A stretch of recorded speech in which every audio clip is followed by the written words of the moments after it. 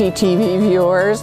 Welcome to my backyard. I'm Jayne Spooner. I'm a University of Minnesota Master Gardener here in Rice County, and it's been a couple of months since I've been back on TV, but busy with lots of things going on. And as you can kind of see behind me, my gardens are looking a heck of a lot different at this time of year, and everything is tucked in for the winter. The vegetable gardens are cleaned out. Had a good year for that. Flower beds are cleaned out. A few things cut out, but we do keep some things up, and we do leave a lot of leaves out in those beds as acting as some insulation. And also it's really beneficial to some insects that can actually overwinter in underneath those leaves.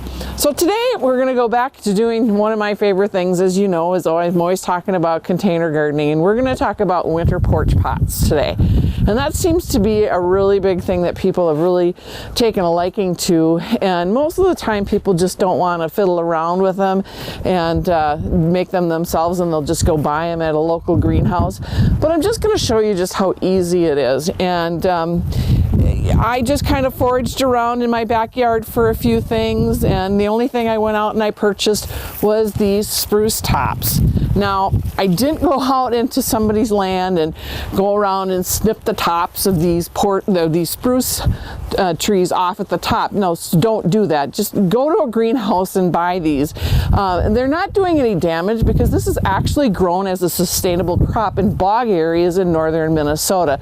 So it's a regenerative crop, and so they actually are growing these just for the intent of having these small spruces that you can do these spruce pots. So, unless you've got your own personal farmland and want to do it, just go buy them from somebody reputable. And it is really helping, the Christmas tree growing association for those people that do that kind of business. So now we're going to get started, and I'm going to talk a little bit about container preparation. And one of the things I'm going to really encourage you to use is not use your really good, great ceramic pots. Use a plastic one, a resin one, or a metal one, because you're going to want to have this weighted down somehow with dirt or sand. I've used sand in the past, and that really hasn't worked out as good. And I had just seen somebody do a porch pot using just regular or old garden soil. So I filled up my container. I don't have to really worry about the drainage or anything because I'm not going to be watering this on a consistent basis. I don't have to put in any fertilizer. What I will do after I get everything input in here is I will pour some water in there, and when I get it set into the place that I want it to, and I will pour water in there. And then with the freezing temperatures, what's going to happen is the soil is going to freeze in there, and it's going to keep these spruce tips and any other greenery that you're going to put in there stationary, and it's not going to blow out. So, and it kind of also helps weight the pot down, because those gales of winter, and the nor'easters and the gales of November and all that stuff, you're going to want it from blowing over and having all your hard work and your pretty things kind of blown away. So got that all filled up. And so I've got these spruce tops, and they usually come 6 to 8 in a bundle. You can buy them in different sizes. The bigger, the taller they are, of course, the more expensive they are. So I'm just going to kind of look through, and even for container gardens like this in the wintertime, you're going to really still think about, the three: the spiller, the thriller, and the filler. So these are going to kind of be my thriller because they're nice and tall, and they're going to be kind of nicely accented. And these will come down a little bit, so you kind of play with them a little bit. And we're just going to start kind of pulling them apart and see what size they are. So now this is going to go up against the wall on my front porch steps, so I'm not really going to worry about the back side of the pot. So I'll start with trying to build it from the front, and if I need to move it around so I can get a good angle at it, I will, but then I'll make sure that you see in the pot incomplete. So this guy's kind of the tall one, so I'm going to just take and nestle him in down here. Just get him right down in there. And then I'm just going to kind of do a little bit of a workaround.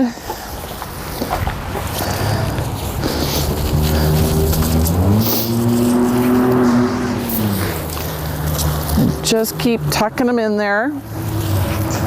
And don't worry if they're kind of sparse at the bottom, because remember, you are sinking them down into this pot here.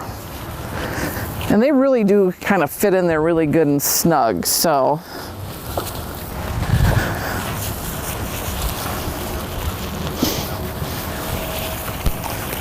Just keep tucking around.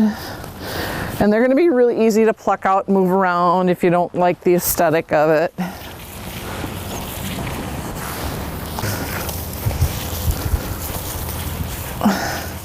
So there you go. It's all nice and full with all those beautiful spruce tips. Yep, it smells like Christmas. So now I'm going to start to do some of the fillers. And actually what I'm going to add one more thriller here. I have a red twigged dogwood in my backyard. And so what I've done in the wintertime, these even turn a more vibrant red than what they are in the summertime. And so I just kind of thinned it out a little bit, just getting some of the smaller twigs in there. And just that red, that pop of red in there will kind of add a little accent to it.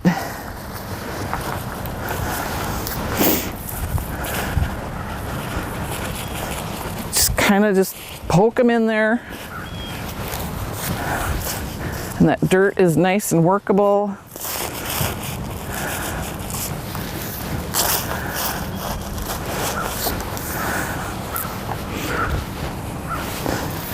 Get one back in there.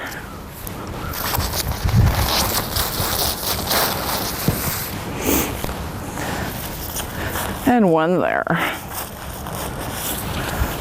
And then because I wanted to have a little bit of a north woodsy feel, at the greenhouse I found a birchwood pole. These again are harvested correctly, legally, so you don't want to be seeing a birch in a ditch or something and crawling down in there. Unless you know the farmer or you know the landowner, it's okay, but don't take them off of live trees. Look for something that's fallen down, but best yet, buy them from one of your local greenhouses. And I'm just going to stick this guy right back in here. Kind of want to give it that north woodsy feel. It's kind of, I like that country style kind of feel to it. And then some other things that you can add if you want. I've just picked these out of my garden. This is milkweed. The pods have exploded and sent their seeds out, so we have more milkweed for next year for all the caterpillars. And I just, while they were still standing there, I took a little can of bronze spray and just kind of gave them a little bit of bling. I have a hydrangea bush that on the corner of my house I leave up because of the winter interest. And again, I selected a few smaller ones and did a little bit of bronze spray on them in place just to kind of give it a little bit of a bling. And we'll kind of hang on to those at the end. Okay, so then I went to some other places here in my yard and picked a few things. And the fun thing about this is by using the different evergreens and stuff in there, you're getting some really different textures, which really make it kind of cool. So these guys are kind of floppy. So I'm going to come around the front like this. And I'm going to just stick them in there like that. And they're going to kind of drape over the edge for me.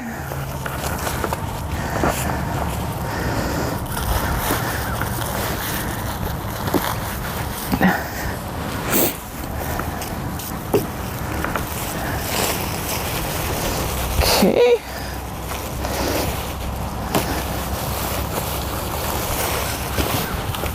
It takes a little bit of coaxing to get those. So they've kind of spilled over a little bit like that, and I'm going to kind of have to play with them a little bit more to get them tucked down in there.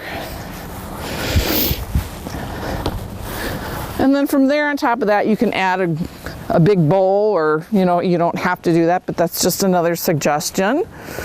And then I'm going to kind of tuck these in here a little bit. This is from a large arborvitae bush, and I kind of cut off a few things that were straggling on the back end. So again, you're just adding different textures to your porch pot just for some winter interest, because this will take you through till end of February or whatever. without a lot of work and water. And they will start to turn brown, so if you water them in really good right now for this dirt to freeze, they'll absorb some of that water.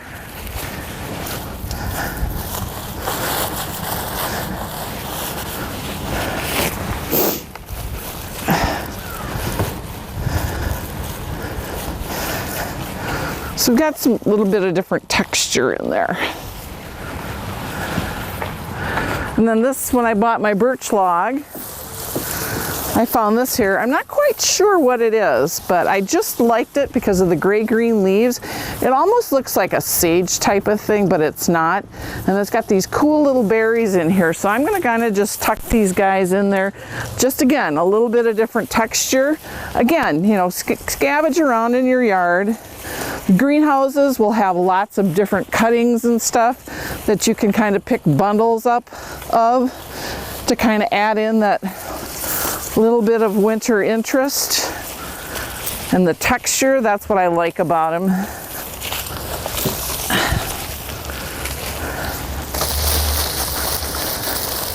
I especially love this gray-green, and it's almost got some purple in it too. I know purple isn't always traditionally a color of Christmas, but to each his own, I say. And this guy's gonna kind of drape down, and we got him all tucked in here in that dirt. Okay.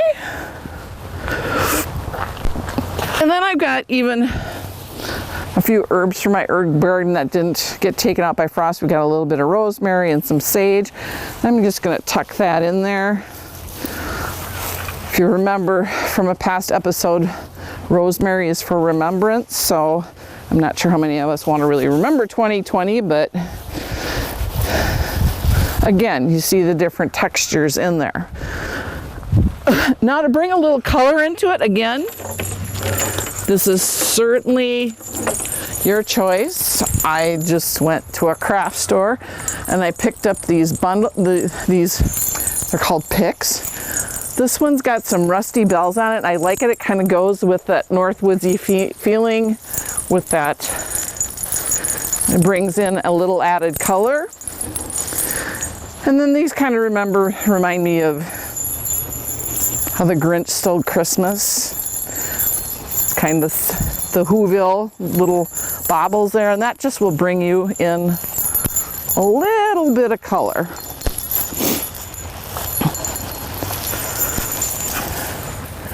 Okay, and you can add a bow to it. What I'm gonna do is I'm gonna take this and put it in place. After Thanksgiving, I'm gonna leave it out back because I've got another flower thing out there for Thanksgiving. And then I'll actually set this in place, and I'm gonna add some white lights in there to kind of brighten it up, and it'll set on a timer. So it just adds a little pop of color and just really pretty. It's just kind of very natural. And again, it's to your liking, what you want. You know, you could add in this if you wanted to, just to bring in some more brightness.